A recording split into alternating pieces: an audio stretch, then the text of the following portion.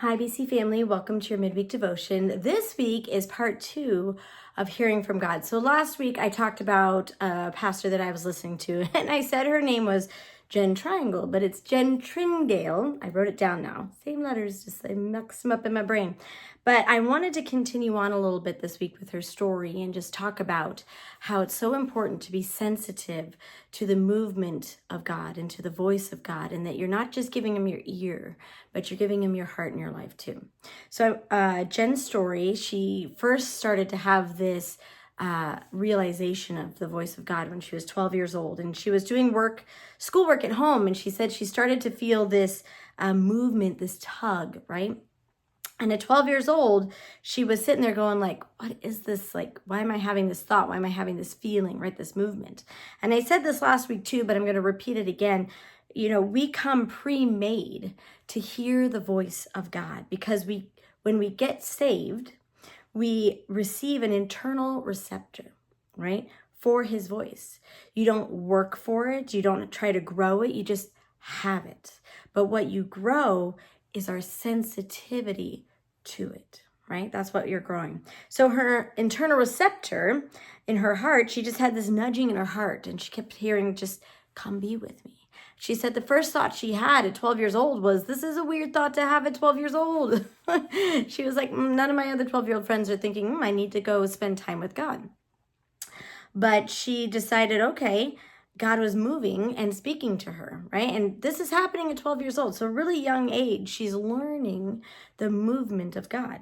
So God was beginning that work of separating her ear to his voice. And she said she felt this tug, and she could have pushed it off and ignored it. But instead she was like, okay, I'm going to go have some time alone with God. So she went upstairs to her attic away from her 4 brothers and crazy house. And she got down on her knees and she thought, okay, what am I going to do? And she started thinking about how at church, when she sings, that really pulls on her heart.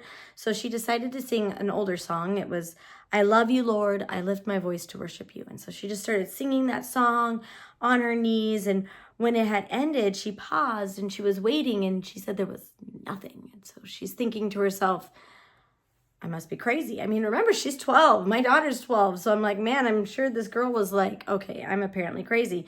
But she said at the time, she just heard another nudging. She felt that other movement, that nudging, right? And she said she could have chalked it up to just thinking, right? Sometimes the voice of God sounds like her own thoughts, but it's really his voice.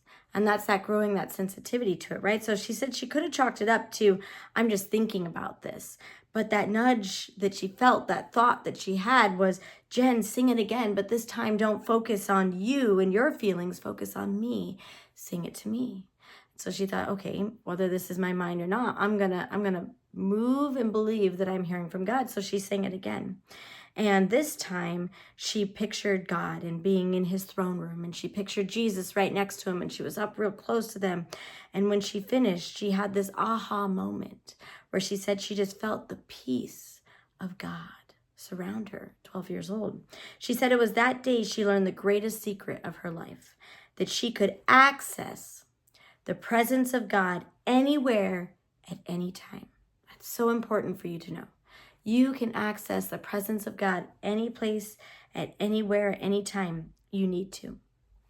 But it began with the sensitivity to the voice of God and the separation of her ear to the movement on the inside of her. So I love this quote she said. She said, too many of God's plans for people's lives are getting fumbled on the playing field of life. And I thought that is a good analogy. Because we get these 1 or 2 directives from him, right? And then we get up and take over, and we take off, and we do our own thing, and we go our own way. But that is why God is calling us to the table saying, hey, no, this is why you don't just need to hear from me. You need me to move in you. You need me to transform you. I don't just want your ear. I want your heart and life. So he calls us to the table. And when I heard her say that, I instantly thought of Psalms 23, verse 5. You prepare a table before me in the presence of my enemies. You anoint my head with oil, and my cup is running over. See, he has what we need at the table, anointing to do what we are called to do, sustained blessing, our cup running over. But we have to choose to sit at that table long enough that we are receiving what he has prepared for us.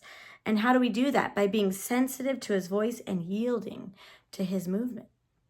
So she talked about how we hear and then take off, right? And again, I'm going to parallel this to teaching because it just matches so well. So when I'm teaching high kids, they hear, these are like your really top high kids. I teach 6th grade and I have some kids that are about juniors in high school. That's the level I teach them at.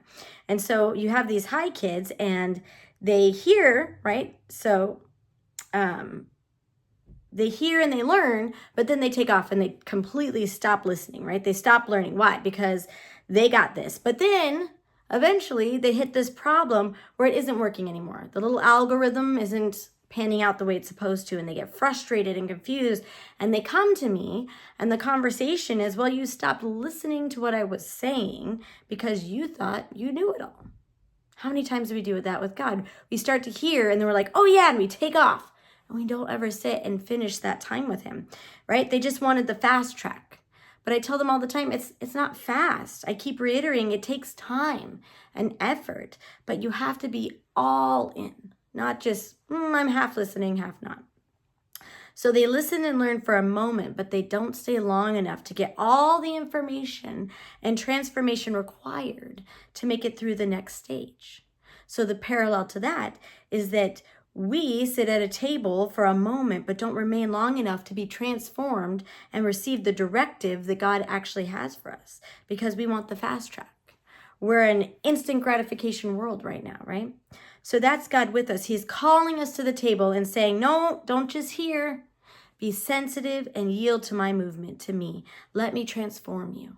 God's goal is to not just give commands or directives, right? His goal is transformation via a relationship with us. So the key to all of this is our posture of heart.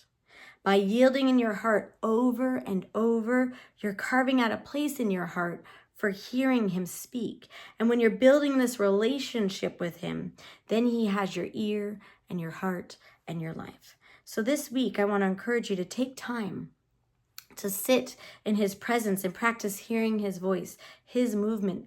Listen and learn how to move with him and do what you hear, right? What he says, spend time with me, sing the song, respond to that voice. It might just sound like your own thoughts, but believe, no, God, you're speaking to me, and you're going to begin to move with his voice. Sit with him and allow him to begin that separation of your ear. So I love this quote. She said, God is not wanting your Sunday. He's wanting your heart. He's wanting your life. He's wanting to do Monday and Tuesday and Wednesday and Thursday and Friday with you, where you are repeatedly sensing and yielding and carving out that place in your heart where his voice resides out of your intimacy with him. And it's a lifelong process. So I'm going to end this by reading Psalms 23. Again, I want you to think about Psalms 23 this week and listen to it and learn and obey about yielding to his movement and being sensitive to the sound of his voice. Because as you're doing that, as you're carving out this place in your heart where you're listening to his voice and being sensitive and yielding to his movement, then when you do this, you get Psalms 23. You get, he will feed you and guide you and shield you, and you will not lack. He will lead you to still and restful waters. He can only lead you there when you are yielding and sensitive to his voice, to his movements, to a path that helps you maintain your peace. He will refresh and restore your life. When you are yielding to him and listening to him, he will walk you through the valley, and his rod and staff will comfort you and guide you. Sit with him at the table and get answers to your circumstances, anointing for next steps. A continual flow of blessings and goodness and mercy will follow you all the days of your life, and you will continually be in his presence. Wow, what more of a reason do we need to carve out time with him to hear? Have a great week. Bye.